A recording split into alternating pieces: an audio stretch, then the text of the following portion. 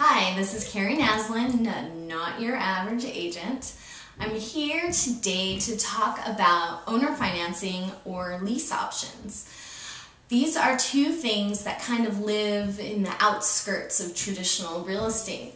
They do live and they do exist. I've been party to several of both of these types of transactions. If you're a buyer who can't get traditional financing for whatever reason, or maybe has too many properties in your portfolio and lenders won't give you any more money, a really good option or alternative to hard money loans would be owner financing. The interest rates are a little bit higher than a traditional conventional FHA type loan, but they're still lower than a hard money loan.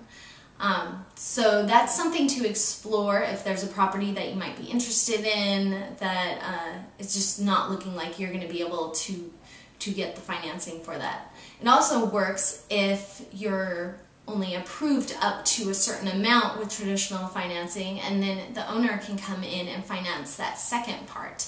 And that would make the deal happen for you. Lease options happen when someone comes in and they lease to own, basically.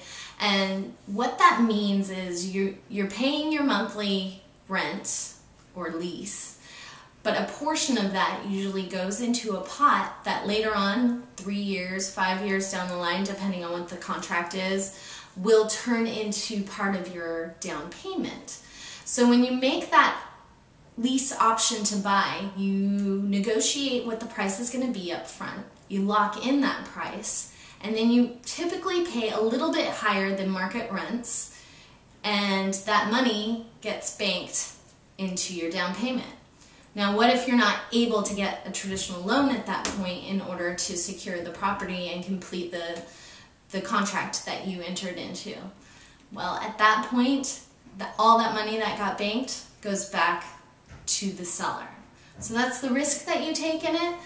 But if you're working on cleaning up your credit, if you just got a new fantastic job that isn't going to season you for a loan for the next 2 to 3 years, then that's a good option if you're finding a property where the seller doesn't need all the money immediately. They just need to know that there's regular money coming in so then they can pay their obligations.